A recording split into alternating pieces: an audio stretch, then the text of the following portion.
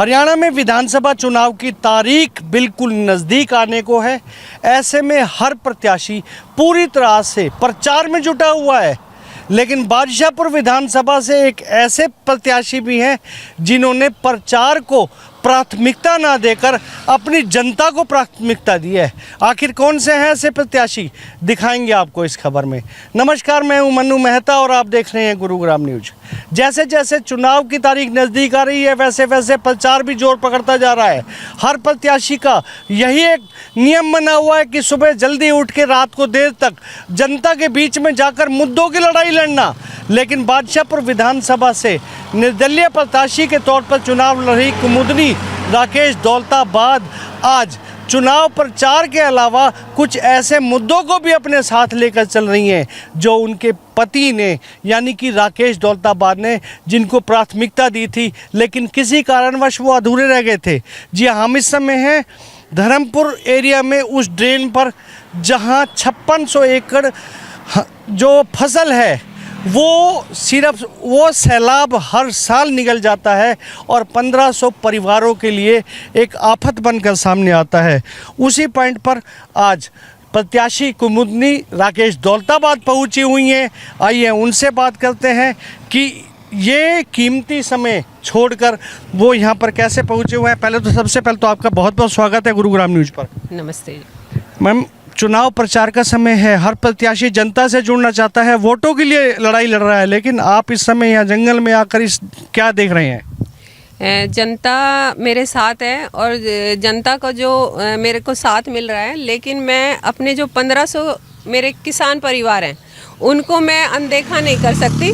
तो उसके लिए मैं एक बार यहाँ पर काम देखने आई थी और बताने आई थी कि जो ये हमारा असंभव काम था, जिसको कोई नेता मंत्री सीएम तक नहीं कर पाए, वो राकेश जी ने करके दिखाया।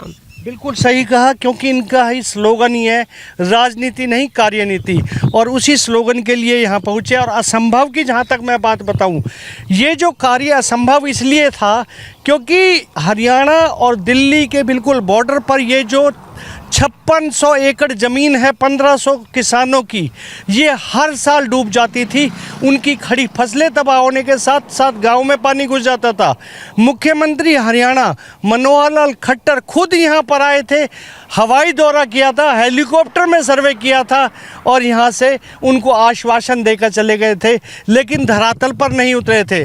धरातल पर अगर किसी ने बीड़ा उठाया था तो वो राकेश दौलताबाद ने उठाया था, जिन्होंने कुल आप लगा लीजिए कि 5 विभाग हरियाणा के तो 5 विभाग दिल्ली के, 5 हरियाणा के जो विभाग हैं उनमें सिंचाई विभाग, लैंड एक्विजिशन विभाग, इसके अलावा GMDA, इसके अलावा बिजली बोर्ड और इसी तरह दिल्ली के जो विभाग थे, उन सबको एक साथ एक सूत्र में पिरोना, उनके बीच में सामंजस्य बिठाना और उनको एक ट्रैक पर लेकर आना सबसे बड़ा संभव कार्य ये था।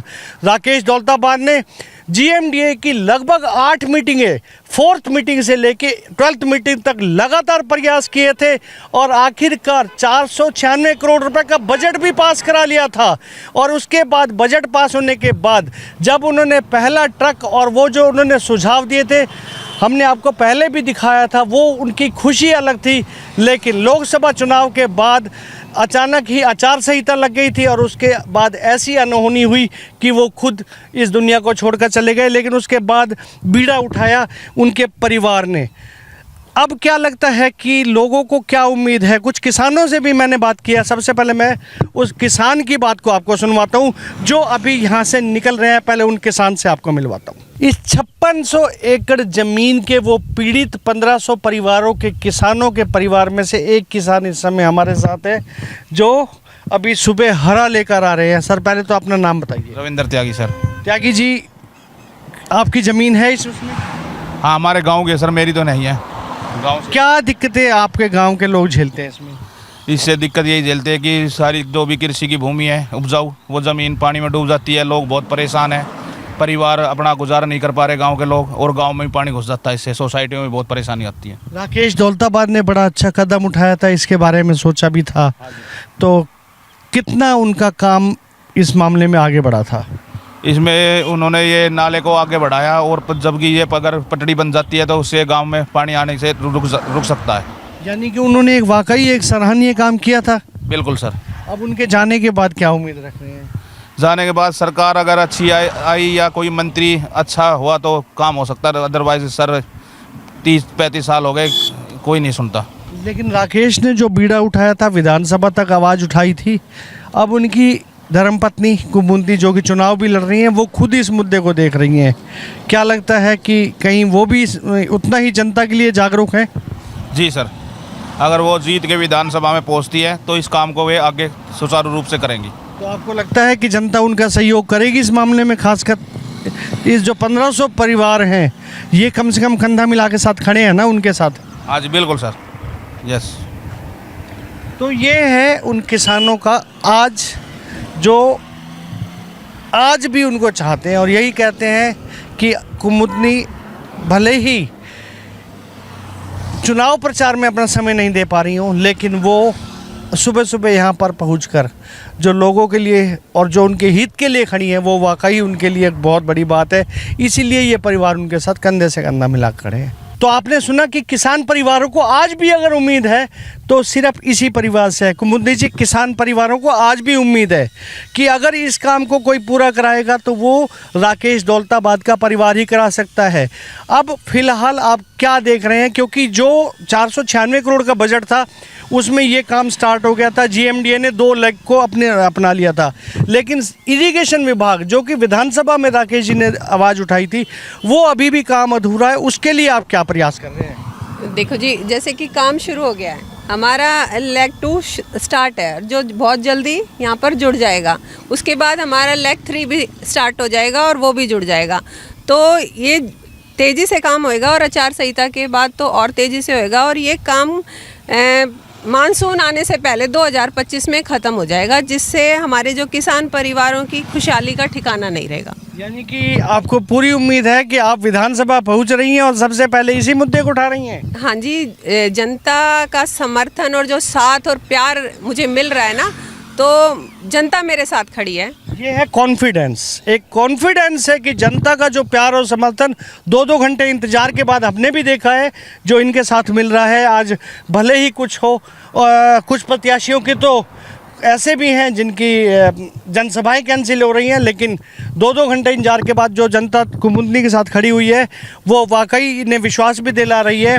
लेग 2 और लेग 3 इन दोनों का काम तो जीएमडीए ने पूरी तरह से संभालिया, लेकिन सबसे बड़ी चुनौती अब भी यही है कि जो 50 किलोमीटर के लगभग ये पूरी ट्रेन है, दिल्ली रावता से शुरू होती है और दिल्ली में ही जा रही है। 12 किलोमीटर का हिस्सा गुड़गांव का है। इस 12 किलोमीटर में अभी और क्या ऐसा सुझाव भी हो सकता है कि गाँव में जो पानी जाता है वो कैसे बचेगा? वो ऐसे बचेगा जैसे कि आप देख रहे होगे, दिल्ली के साइड हमारा जो बांध बना हुआ है, जिससे दिल्ली के जो खेत हैं वो बड़े किसान जो परिवार हैं बड़े खुशहाल हैं और वहाँ पर खेती आराम से होती है और बहुत अच्छी होती है। लेकिन जो हमारा हरियाणा का साइड है उसमें पानी भरने के कारण किसान खेती नहीं कर पाते। ये देखिए, ये हैं वो जो आपको इस समय कैमरा में दिखाई दे रहे हैं, ये है वो दिल्ली के किसान। ये मेरे साथ लेफ़्ट साइड में दिल्ली के खेत हैं जो बिल्कुल खुशहाल हैं, और एक तरफ राइट साइड में जो हमारे गुड़गांव के किसान हैं, 1500 परिवार हैं, उनके हाल बेहाल हैं। तो ये सबसे बड़ा जो नुकसान है हरियाणा का क्यों है? क्योंकि इनकी आवाज़ कोई उठाने वाला नहीं था। अब आवाज़ उठाने के लिए एक परिवार सामने आया है। तो इस समय भले ही चुनाव प्रचार का समय हो, लेकिन उन्होंने चुनाव प्रचार को अहमियत ना देके इस काम को अहमियत दी हुई है। 1500 परिवारों का एक बहुत बड़ा, अगर सच बताएं तो उनके रोजी रोटी से लेके उनके परिवार का ये जीवन यापन का सबसे बड़ा साधन है। इसके लिए और भी अभी इरिगेशन डिपार्टमेंट से लेके भी दिल्ली के वो डिपार्टमेंट है जहां काफ़ी मेहनत की ज़रूरत है, वो आप किस तरह से पूरा कर पाएंगे? जैसे राकेश जी ने करा था, अपने हरियाणा के डिपार्टमेंट थे जो 5, उनको लेके दिल्ली के डिपार्टमेंट से भी उन्होंने बातचीत की थी। तो वही चीज़ बातचीत मेरी भी जारी रहेगी और ये काम जल्द से जल्द 25 तक पूरा होगा। राकेश जी के होते तो जीएमडीए के अधिकारी भी पूरी तरह से इसको गंभीरता से ले रहे थे, लेकिन कहीं ना कहीं अब वो भी इसको ढीला छोड़ सकते हैं, लोगों की उम्मीदें टूट सकती हैं। उनसे किस तरह से निपटेंगे आप?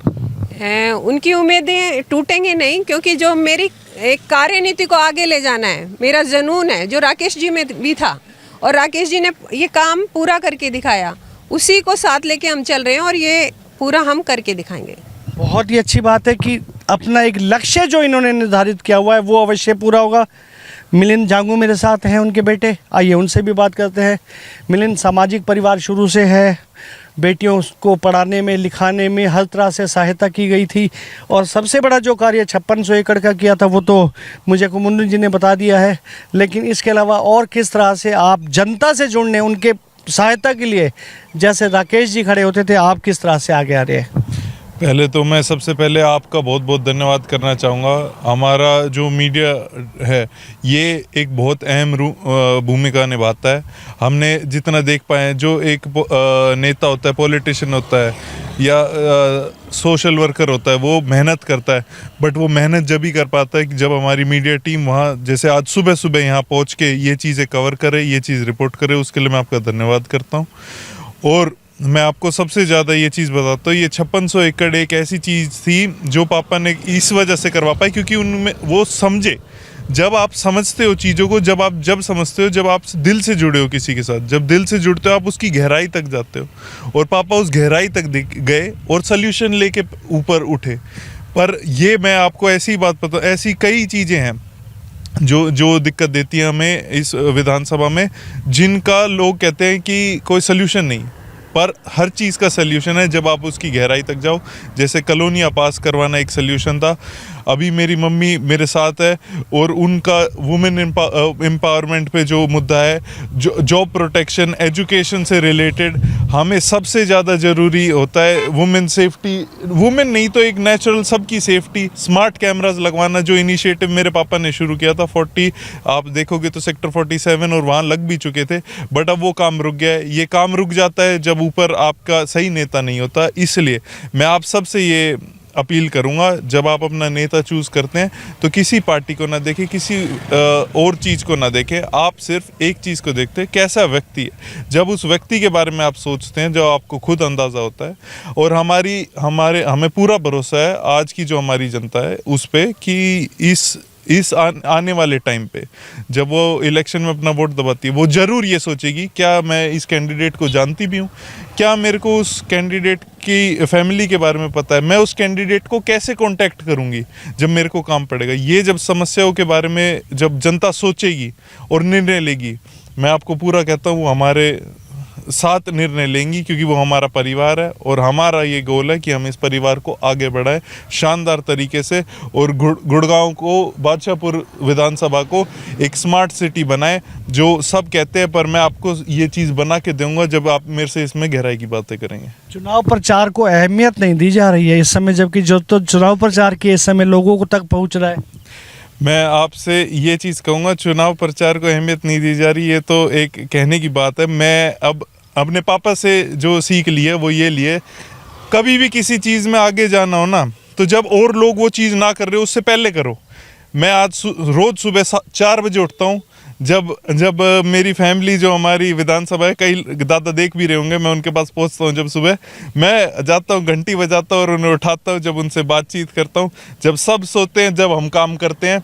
ये एक हमारा तरीका है। और अहमियत की मैं आपको बात करूं, यहाँ समय निकाल के आना मेरे लिए इतना ज़रूरी इसलिए था क्योंकि ये एक बहुत बड़ी समस्या थी और मेरे पापा ने इस चीज़ का समाधान किया था, और मैं उनका बेटा होने के नाते ये फ़र्ज़ है मेरा कि मैं इस चीज़ को आगे से आगे लेके जाऊँ। चलिए, बहुत बहुत शुभकामनाएं आपको विधानसभा चुनाव के लिए।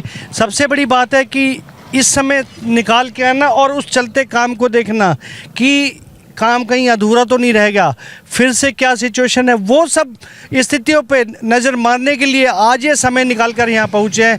बहुत बड़ी बात है क्योंकि इन्हें चिंता चुनाव प्रचार से ज़्यादा उन 1500 परिवारों की है, चुनाव प्रचार से ज़्यादा उस गांव की है जो अक्सर डूब जाता है, चुनाव प्रचार से ज़्यादा उस अपनी जनता और अपने लोगों की है जो हमेशा हर साल इतनी मेहनत के बावजूद उनके पास कुछ नहीं बचता था और वो रोटी के लिए मोहताज हो जाते थे। यही वजह है कि आज ये समय निकालकर प्रचार को पीछे छोड़कर पहले उनके लिए देखने आए हैं कि काम प्रचार की वजह से कहीं ऐसा तो नहीं है कि छूट गया हो। इस खबर के बारे में आप अपनी राय कमेंट देकर अवश्य दीजिएगा और इस खबर को ज़्यादा से ज़्यादा शेयर भी कीजिएगा ताकि ज़्यादा से ज़्यादा लोगों तक सही जानकारी सही समय तक पहुंच सके। नमस्कार।